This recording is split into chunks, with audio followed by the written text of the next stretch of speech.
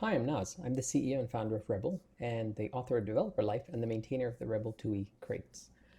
I believe that open source comes from an open heart and from the joy of coding. In today's video, I'm going to be covering a topic that I think is one of the coolest things about Rust. It's not memory safety or the performance of Rust, but the ability to express invariants using the type system such that nonsensical representations of states or things you just can't express it in the language because the compiler won't compile it. So one of the things that happens a lot in text user interfaces. So this is the crate that I was referring to, the text user interface crate. There's a lot of array manipulation, whether it's a zero copy gap buffer, which is the native data structure, which is like a very, very long one-dimensional array that's used as the sort of the native construct in memory, the struct in memory that holds any editable information. Things are in arrays are, as we all know from programming, and this is anchored in how memory itself is addressed in hardware. It's zero indexed or zero origin. So the length, so if you have like a 5-element array, the size is 5, the length is 5, and the valid indices for accessing are 0 through 4. So it can easily happen that when you're doing essentially traversing the array, that you can end up in a underflow or overflow. So and it's very easy because we can just use numbers to represent the index and numbers to represent the length. And let's say they're both usize or u16. There's nothing in the type system that distinguishes one from the other. So there's that. There's also, oh, by the way, I'm just going to go through all the off by one error use cases that can happen, and then I'll show you BoundsCheck, which is a module in the Rebel 2e crate, which I developed to make it so that this doesn't happen. The code is it's not much. The code actually doesn't do a whole lot. It's just an abstraction over less than, equal, and a few things for ranges, exclusive ranges, inclusive ranges. But using the type system, I'm able to create structs and relationships and traits and relationships between these traits, such that it's now possible to distinguish a zero-based index from a one-based index, or a zero-based index from a length, or a one-based index from a length, down to like scroll regions and selection ranges and all kinds of high-level expressive structs which are domain specific to editing, but also I think span general computing. Like this is easy enough to use so that like any sort of general purpose operation involved in indices and lengths can be made type safe, such that it's not possible to compare the wrong type to the wrong type. So because this type system just simply just disallows it. So before I show you BoundsCheck, I just wanted to cover some of the use cases that inspired me to build this, because this code is now getting to be about 100,000 lines of code, and it got to the point where I just couldn't read the code anymore. It was just like too complicated, like less than equal to strange ranges and all kinds of stuff. It was all arithmetic, and I'm like, what is the use case? Like what are we doing here? And then it was just made me uneasy. I had to write a lot of tests, spend a lot of time thinking about writing those tests, and then later on, months or years later, when I come back and look at the same code, it still doesn't make any sense. So I decided to do something about it, and I've rewritten the whole 2e library using BoundsCheck. So there is no comparisons of usizes or u16s anymore, at least at the code that I'm writing. BoundsCheck takes care of it under the hood using less than equal to ranges and a whole bunch of other things. But from a developer or maintainer perspective, maintenance perspective, this code is like makes me feel good, because I know that I can't represent the wrong thing. I know I cannot just willy-nilly grab a row index and compare to a column index. It won't let me. I cannot take a height and compare to a width a length to an index. It's smart about ranges. There's a whole host of things that I'll get into the details of all of that. So one of the newest things that kind of made my head spin, which was kind of like the straw that what is it? The straw that broke the camel's back or whatever. That has pushed me to doing this. Is I was recently integrating VT100 emulation into the code base, which is which I hadn't done before. So so basically that's in the where is it? Let me show you the code. Actually, this is BoundsCheck. I'm gonna leave that open, but and see, yeah. So I started implementing this. Actually, PTY mux, yeah, this thing. So essentially, one of the things I'm adding to the TUI library is the ability to do like native, quote unquote native tmux. And I'm building this VT100 emulator parser, ANSI parser. So it's kind of like if you're building a shell like Westerm or Alacrity. When those shells spawn a process, those processes in their standard out, standard error emit bytes, and these bytes can be interpreted as ANSI escape code sequences. This is the thing that parses those bytes and does stuff with it. But I won't get into the details of that because I can do that as a separate video for writing terminal multiplexing applications using this library. But one of the things that happens when looking at terminal emulators and VT100 spec, things are one indexed. So it gets pretty confusing pretty quickly because certain libraries, certain use cases will use one index column and row positions, such as the VT100 stuff, the VT100 spec. But then you have other things that use zero index. And how do you make sense of all of that? So that was kind of like it was getting so complicated because I was like, wait a minute, is this zero index or one index? And then I had to do zero to one index value conversions. And it just got unreadable. So, and ununderstandable. And so that was this is the thing that I was like, okay, fine, now I need to do this because this is getting out of hand. So essentially, even though I wanted to add more features and capabilities and do better, make this library more useful, the one off by one, zero origin, zero based, one origin, one based, one index, zero index, these were getting in the way of making any kind of meaningful progress. And so, this is just a repo, but yeah, you can check this out to understand the scope of this thing. But this is the thing I wanted to show, which is this is the code for it. Yeah, I ended up putting a lot of effort into the documentation because, and most of this video is going to be going through the documentation, and I'll show you some of the source code because I think this is significant enough, at least from my perspective, important enough to make a video for. So we already went through some of the use cases: in-memory representation of things, linear arrays, zero-based, length, then like essentially a string. Then you have things like VT100 emulators where things are one index, so a row index and a column index at the top. Origin will be 1 1, not 0 0.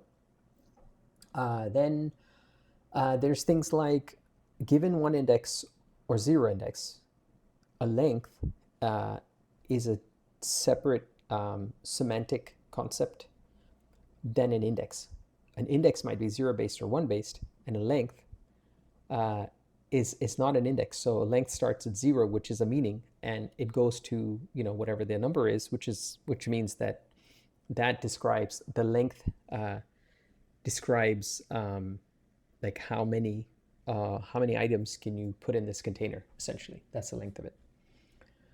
So to distinguish these concepts, I ended up coming up with like a language to describe like what all the, let's say, primitives were, and then build on top of those primitives, compose them together to then deliver structs that have a very clear intent and meaning. The semantics are obvious from looking at them.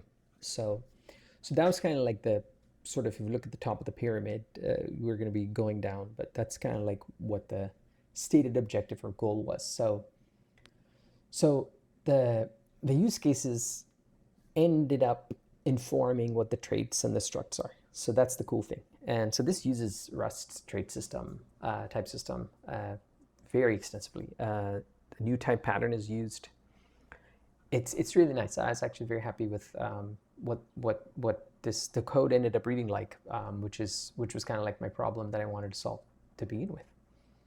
So here's all the use cases. Array access, cursor positioning. Cursor positioning means like in an editor, you want to move the cursor. So notice cursor. So the cursor is an interesting feature because unlike an index, a valid cursor position is at the end or past the end of the length of the array.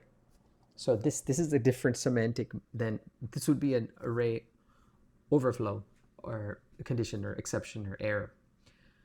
Viewport visibility, that has something to do with inclusive and inclusive ranges. So inclusive, and I'll go through that when we get to it.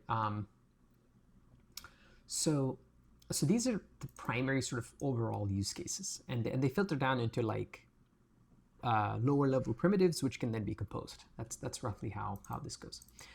But because these primitives exist, the application for this extends beyond TUIs. It can extend to GUIs. It can extend to anything with a UI where these concepts are valid. If there's a concept of a viewport or a cursor for text editing, if there's array access, there's range validation. These are all like general purpose.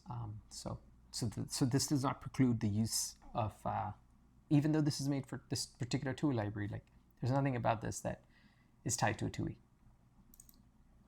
So the way I achieve this is that the foundational traits, there's some foundational traits and they provide core operations. Then there's other traits which are not considered foundational traits. These are semantic traits which are bound to use case concepts. So if there's a use case for like cursor positioning, use cases for array access, then those are all semantic traits. And I'll show you examples of all this. Maybe I should just go to the examples sooner rather than later.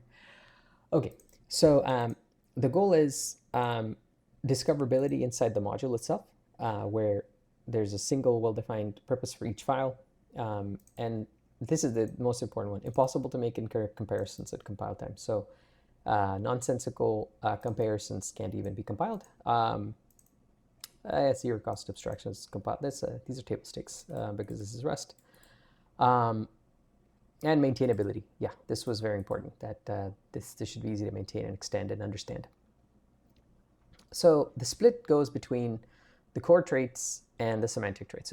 So the foundational traits are things that essentially is a trait that says that a struct that implements a trait has a numeric value. And I can retrieve that numeric value as U16 or usize or U16. And this is the basis for making comparisons. So then, oh, I'm sorry, that's called numeric conversions. Then there's something called numeric value. This is a trait which has, its super trait is numeric conversions, but it also has some from conversions for U16 and usize. So more importantly, 0. So you can, anything that implements a numeric value can be zeroed out. Remember we had this concept of a VT100 row and column? That cannot be zeroed out because where a VT100 row and column start is 1 and 1. So a VT100, it's called term row and term column is what I ended up naming it. A term row and term column struct they are numeric conversions, but they are not numeric value because they cannot be zeroed. So this is the kind of distinction I was talking about at the foundational layer that ends up, it'll be built on top of later. So this is the index operations, things like if you wanted to convert, I'm going to show you IndexOps. So this is a trait for zero-based position or index types. So let's see. We have something like this where,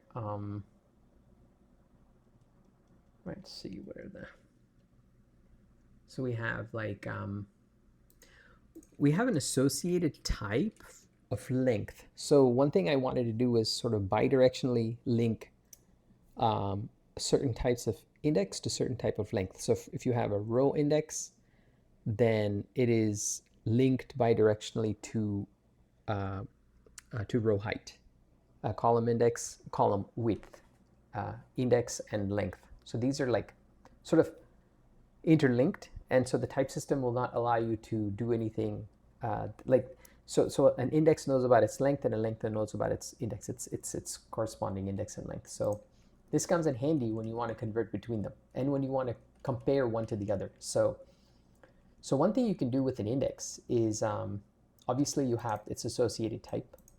So for column index, it's a column width, and then you can convert an index to a length, and how you do that is you add one to it. So if you wanted to get the let me show you. There's actually nice diagrams and everything which explains everything. Actually, let me just go to the IndexOps here. Where's the diagrams?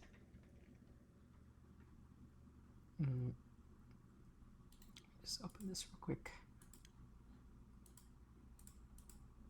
Okay. Here we go. So let's say that you're at index position 5. What is the length for that? Well, it's 6. So that's the index to length conversion. And you can go the other way as well. So essentially, if you're at a length of 6, you're like, okay, for this length value, what is the corresponding index value? So it's -1.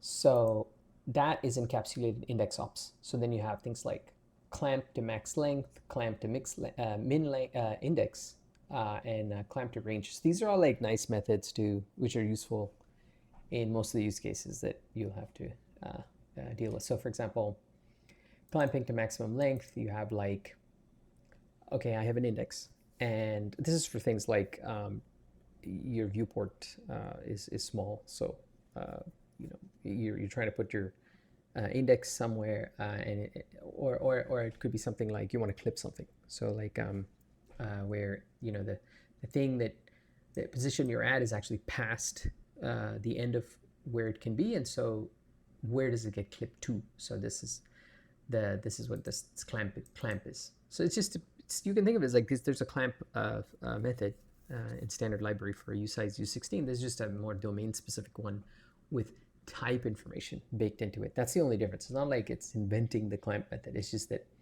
it's type safe. So you can call clamp, which it does, but if you use clamp to max length, you can only call that on an index type.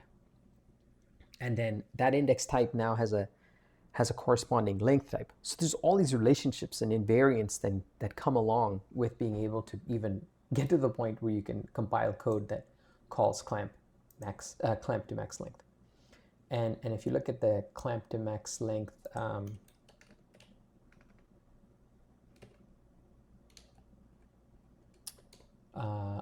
was that working? That's weird. Clamp to max length. You can see that the argument that it takes is a length type. The length type that's associated with this index type. And all of this is done as default methods on traits. So when you actually use this in your code, you don't have to write any code. It's just you're just marking certain structs with these traits, and those bring along all these requirements and invariants that can be enforced by the compiler. That is the essential design. So the general sort of pattern is use the newtypes pattern in Rust, the newtype design pattern. I have a video on that. to create a new struct. Then derive all the implementations for whatever traits, right? I'll show you examples of that as well. But all you have to do is come up with the structs, and then you can just mark that struct as, okay, this is a length, this other struct is its corresponding index or something along those lines. So that's kind of like roughly what facilities these provide. And then there's, I won't go into every single one, but there's like clamp to minimum index, which is the opposite of the clamp to maximum length. But notice this is an index. So the argument is going to be, the min bound is of self, and self is an index. So immediately, like, you can't just like clamp anything to anything. Which these under the hood they just call clamp, but like, again, you if you use this, if you opt into this bounds checking thing, there's no way for you to do the wrong thing. And you cannot just pass usize or u16 anywhere. Notice that these are all strongly typed. Then there's clamp to range, which again, there's use cases for this, but essentially like the code that you write looks something like this. And by the way, its sister or peer is its sibling is LengthOps. So there's IndexOps and LengthOps, and they're combined. So for example, you can say, okay, I have a column position, and I have a width, and then you can convert the position to a corresponding length. You can then clamp the position, which is a column position, to whatever width you have, which is interesting. And then you can clamp to a minimum bound, but the minimum bound is also it's not a width, it's actually a column position. And so on. So essentially, so these are the sort of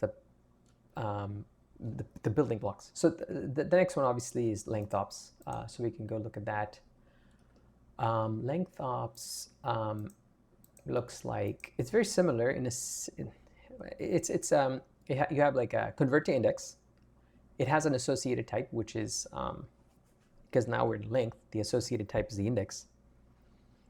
There's a convert to index. Actually, one important method I wanted to show you is notice here you will not see overflows or underflows. You're like, what? How do I check overflowing and underflowing? We'll get to that. Because here when we look at length, I can say convert to index. We're familiar with that because, you know, let me just move this here. Because, you know, index has convert to length. Length has convert to index. Makes sense. It just does -1.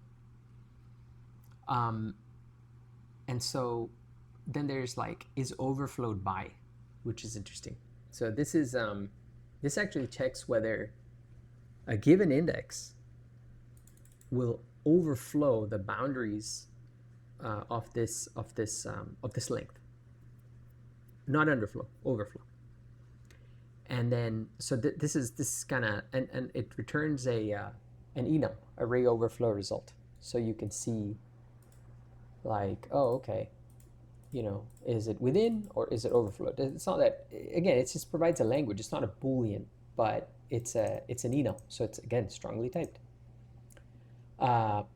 So then there's things like remaining from, which is, these are all useful methods, clamp to max. These are all useful methods used in all those other use cases. And again, they turn around and use, notice all this crazy trait bounds. It's like remaining from, where the argument is an index, because this method is on a length, but the argument is an index, but the index type, which is bidirectionally linked to the struct that implements this length. So again, all these interesting bidirectional bounds constraints. So it goes where self index type, and this is saying that you can subtract index type from index type because the core traits don't say anything about subtraction or addition. And also something called ArrayBoundsCheck. So we'll look at this in a minute. So this is like all kinds of interesting trait bounds that that are showing up in just this one single method of LengthOps. So going back to the high level, so we have IndexOps, LengthOps. Now we've seen some of both. Now let's get into the semantic traits. So this is where it gets, this is kind of like the primary use cases. So the reason we have all of this is so that we can check to see whether an array is, a position in an array is, an index in an array is safe to access or not. So that's where these come in. I'm going to leave this in gray. It's not a very good color, but at least it'll distinguish or disambiguate this from others. So this is a semantic use case. So it's a separate trait. But the only thing is that, okay, the self, whatever struct implements ArrayBoundsCheck must also implement numeric value. Numeric value can be zeroed, so you cannot implement this trait on something that cannot be zeroed, like a term row and a term column, the VT100 spec stuff, which is kind of nutty. So ArrayBoundsCheck, this trait, it's generic, and the generic is whatever the length type is has to have LengthOps as a super trait. It has to be subtrait of the LengthOps, and we know that LengthOps brings along with it a whole host of other constraints along with its associated IndexOps. So this basically says that whatever it is that implements ArrayBoundsCheck with these trait bounds, I can now give you an overflows and an underflows implementation for free. So all of this was just to get to here. So we can look at ArrayBoundsCheck, and so actually let's look at there's some nice diagrams in here. So if you're interested in this, if this is exciting, please check out the docs. I haven't published this yet. It's in the main branch of Rebel Open Core, but you can just build the docs locally and view them. But yeah, there's all kinds of interesting diagrams in here. So these are array access semantics where, okay, it's an array. I have an index, I have a length. I want to see whether it overflows or not. But I don't want to do the math. I just want to say, okay, this is a length, and this is an index. Go tell me whether it overflows or not, without caring too much about an array of what. So that's why these trait bounds kind of like, they cover a very small surface area, and they can be composed. So yeah, so this does overflow checking, underflow checking, and so you can go, if you have an index and you have a length, you can compare them from an index perspective or from a length perspective. This trait system allows you to do both. So check from index view, which is index.overflows length, or check from length view. Length is overflowed by index. So it's very ergonomic, and the implementation is the same. So what types implement, concrete types implement this trait? Something called index, which is a generic index. You can use this for anything that you wanna like represent as an index. It's not tied to terminals or anything. Row index, this is specifically a new type struct that is basically an index. It's just a different type that's used throughout the code base for representing rows. So row and column, like in an editor. This is the column. This is segindex. Segindex is for Unicode handling. We have Unicode segments, and there's like, you can chop up a UTF encoded string into a bunch of Unicode segments, and then this allows you to index inside of that UTF encoded string. So we have something called GC string, which uses this.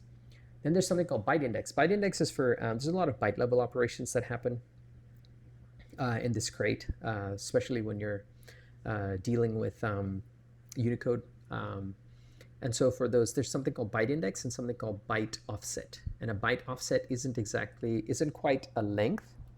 So there's a byte index and a corresponding byte length, and there's also a different thing called byte offset. And there's some really clever stuff that happens with operator overloading, where You can take, for example, a row index and a column index, add them together, and you'll get a position.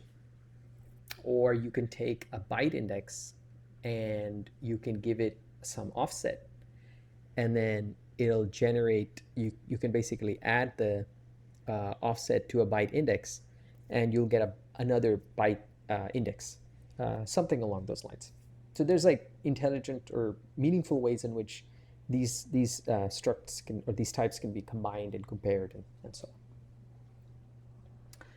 So for array access, this is overflow checking. It's pretty straightforward. So we have a boundary, and we can just check to see if it goes over. And again, we don't have to worry about whether it's greater than, equal to length minus 1, or greater than length. That math doesn't need to happen anymore. Now we just have an index type, we have a length type, and we know we can go from one to the other or the other to the one to see if it overflows. Then there's underflow checking, same kind of thing, and they all return enums. There's no booleans. And this kind of like gives you a sort of a map, like this is where you are. And if you want to go to some other use cases, these are jumping off points into these other use cases. So the code that you write, you no longer have like, is this index less than that length, or is this index less than equal to that length minus 1, or anything like that. Now it's just like, oh, okay. If index overflows, width is within, then you're good. If it's not within, then you're gonna overflow. That's how you read this. So no Boolean again. And then you can put in a match statement. You can say, okay, if this index overflows that width, what do I do? I'm sorry, what do I do? And if it doesn't, then what do I do? Something along these lines. So these are some of the common sort of patterns. So let me see. Let me go back to the beginning. Okay. So those are that's ArrayBoundsCheck. Then a similar kind of thing is CursorBoundsCheck. But CursorBoundsCheck, I won't go into too much detail for each one. But CursorBoundsCheck is for the editor use case, where a cursor can go past. You see this all the time and don't even think about it. So like, for example, we have, do you see my cursor in my VS Code? So in this line, this is at the start, index 0. Then now I'm at the end of the text, and I can go one past, and that's okay, because that one past is the insertion point where you would type something. So this is a pain if you don't know whether you're dealing with an index, a length, and if it's a cursor use case. This code looks weird. So by having a cursor semantic use case or semantic trait, a cursor use case or semantic trait, which the cursor use case is baked into the semantic trait. We have things like a better way to ask the question, are we at the end of the line? Yes or no? Is this a valid cursor position? Is this index a valid cursor position within the bounds of this length or width or height? I want to clamp a cursor to a position, and I want to check my cursor position bound. So this is like, is valid just gives you a Boolean. Oops. And actually, I might get rid of is valid, because you can just say check cursor position bounds is within, or at, oh, that's why I have that's why I have Boolean, because this is why it returns true for positions in the range 0 length.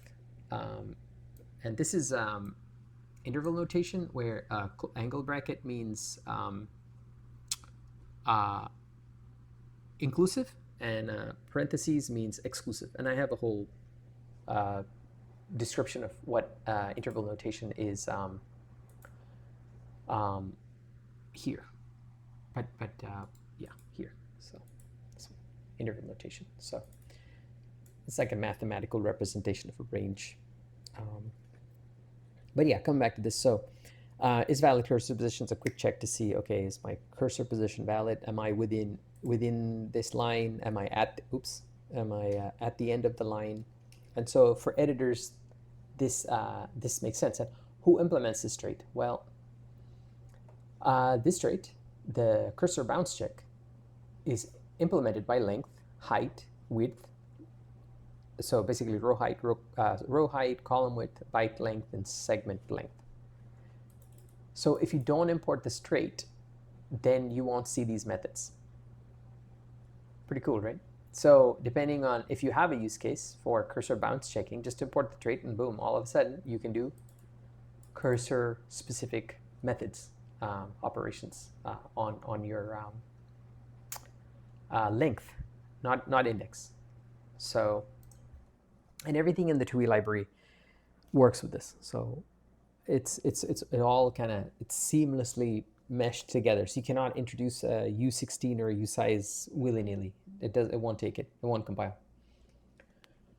So then there's similar stuff for viewports, viewport bounds checking. Same thing. If you don't need it, don't import it. And if you do import it, you can see. So viewport is a different semantic use case. You can read all this later, but I just want to show the sort of overview. So there's a bunch of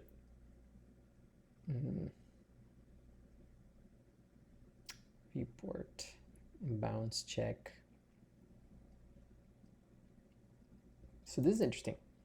Viewport bounds check you get for free for anything that has IndexOps,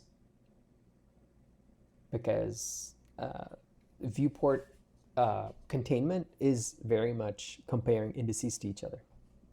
So that's why it's defined at the IndexOps. If you remember at IndexOps, way back when we had clamp to min index, clamp to max length, clamp to range, like this is where this scroll stuff comes in. And there's actually a bunch of traits that I'll get into next, which is the range bounds, where range bounds is an extension trait because of the Rust's orphan rule. I cannot actually implement methods on an existing type that's in the standard library. It's not in my crate, so this is what that does. RangeBoundsExt. So this basically allows you to let's see. So it's an extension trait for range index and range inclusive index. So this trait, there's a blanket implementation that's provided for range index and range inclusive. So if you're working with ranges or range inclusive, these are Rust standard library. You can then import the trait, and then you will have these methods. And so range is what they call exclusive range, and range inclusive, as the name implies, is inclusive. So for certain use cases like scrolling, range inclusive is sort of the more ergonomic way to work with this stuff. And this is more for like standard. If you ever used a Rust range, this is just a Rust range. So there you go. And that's, again, it's implemented for a standard library. That's why they're extension traits. And there's something called RangeConvert, which converts, again, another extension trait, and it allows you to turn a range inclusive to a range, and it does some math. And the underlying use cases for a lot of the stuff is editors and VT100 terminal emulation and all kinds of TUI terminal specific stuff, but there's nothing unique to terminals or TUIs or GUIs even. So for example, I have a VT100 scroll region, but I need a range. So it doesn't change the semantic meaning. It just gives you a range that's the equivalent of this range inclusive without you having to make it yourself and worry about the math. Because you can get into, look at this, common mistake. Not the same as direct exclusive range. So A inclusive of B to exclusive is not the same as A ... B. Stuff like that. So yeah, there's a lot of really subtle off by one errors that happen that by the time you detect it, or it's just why even allow it to creep into the code base in the first place. So yeah, given that there's just a handful of concrete types like index, row index, length, row height. If you want these extra abilities, you just have to import the traits, and then those methods will become magically available on on those on the instances of those types. So, and then there's a whole thing about when to use what.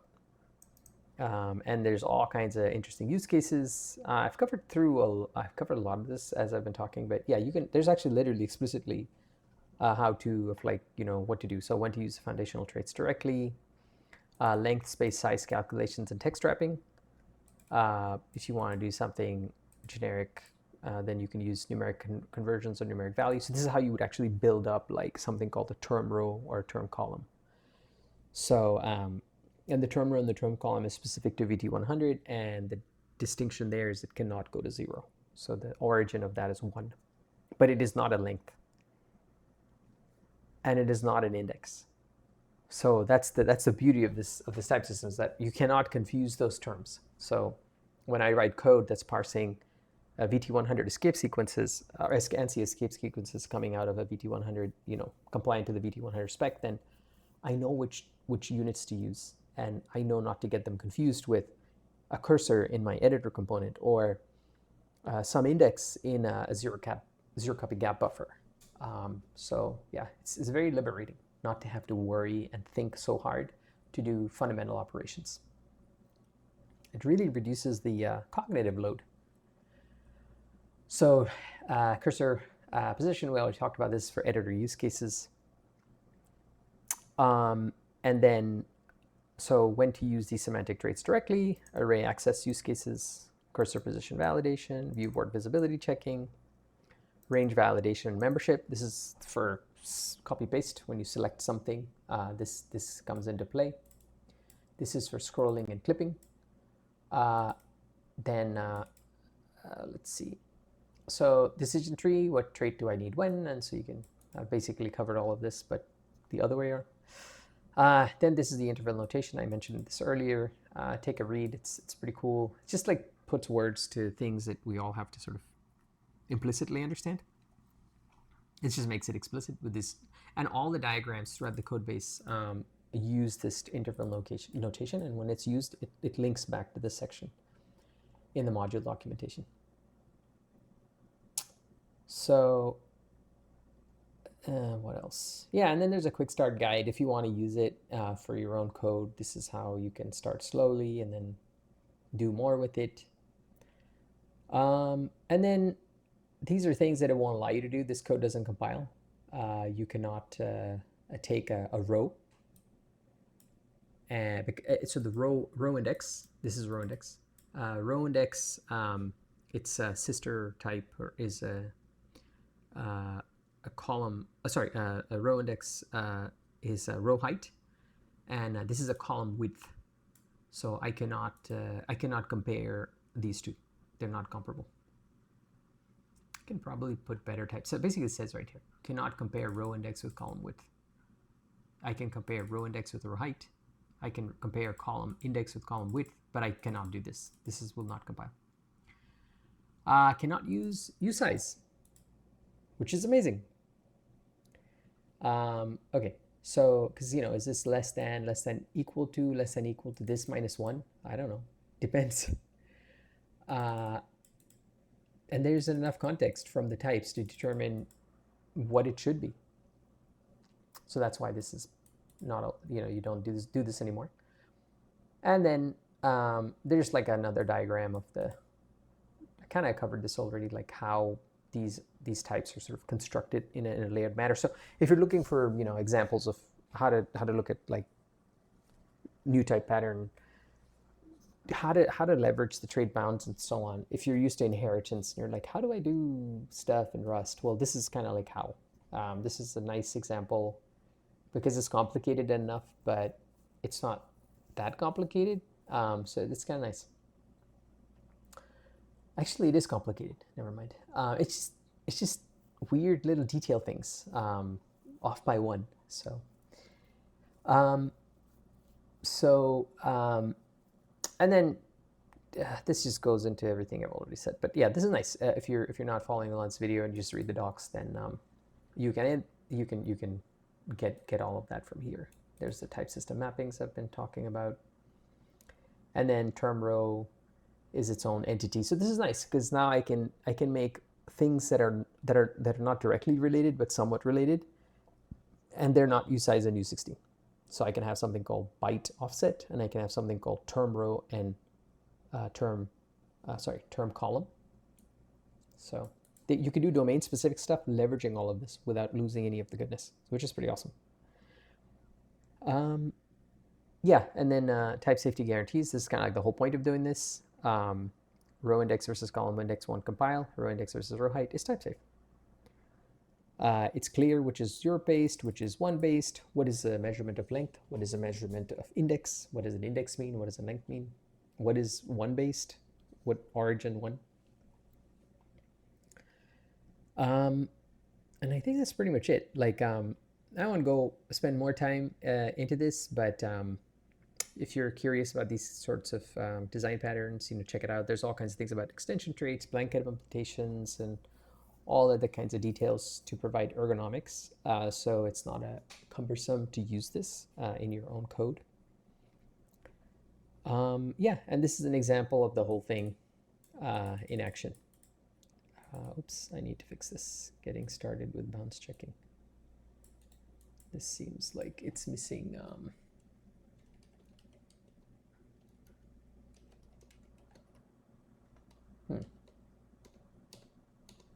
Where is this coming from? That's strange. This should be hyperlinked. Let me see. Oh, this is not hyperlinked. Okay, I will fix this. A lot of documentation. So look at this. So this would be something like that. And actually, since this is the same file, we can just do this. Yeah. So there you go. That worked. This is the magic of all of those. I'm like constantly building the docs and testing things while this is running. I did this open. Okay. Let's see. And yeah, that's pretty much it. So yeah, this has been an interesting video, more like sort of design in Rust rather than too many like code examples or live coding. There's tons of examples in the docs. There's tons of examples in the code base itself. If you're curious about any of this, please check them out. Yeah, if you like the stylus video, if you like this video, please give it a thumbs up. If you like the stylus video, please subscribe to the channel. And if you have any questions, please leave them in the GitHub issue for this video. I'll link this issue to the description and provide some more links in this issue. Thank you very much for watching, and have a great day.